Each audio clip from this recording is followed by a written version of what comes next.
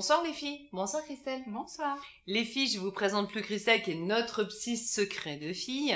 Christelle, nous avons Ludivine. Ludivine, elle a 32 ans. Oui. Et Ludivine, elle vient de se marier. Ah, c'est chouette. Félicitations. Mais en fait, ça va pas du tout. Ah, zut. Elle est en déprime totale.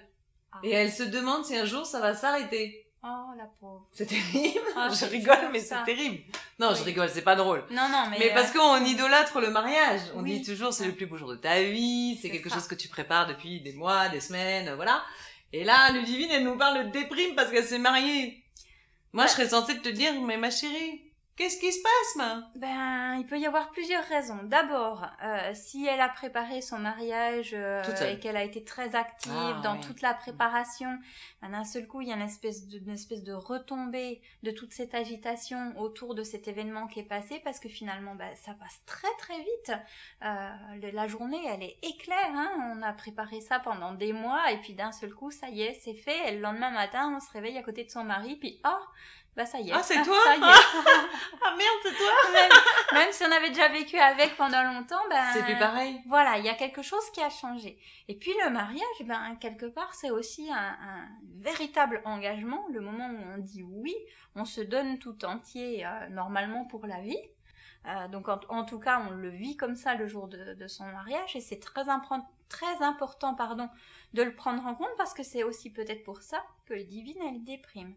Tout simplement parce que d'un seul coup, elle perçoit qu'il y a quelque chose qui se passe pour tout le reste de sa vie.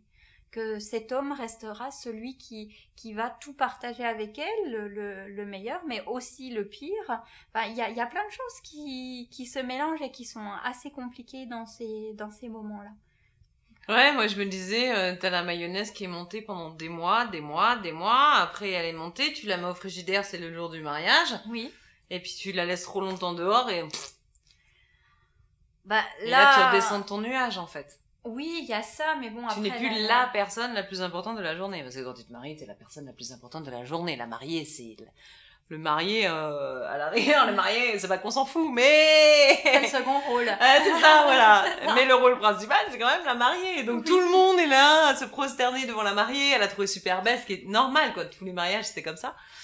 Et c'est peut-être pour ça que Ludivine, elle se sent super seule, parce que d'un jour, plus personne la regarde, plus personne s'occupe d'elle, plus personne se soucie, et ton make-up, et ta robe de mariée, et tes chaussures, et t'as pas mal aux pieds, et voilà. Et là, t'es juste une femme normale. Mariée.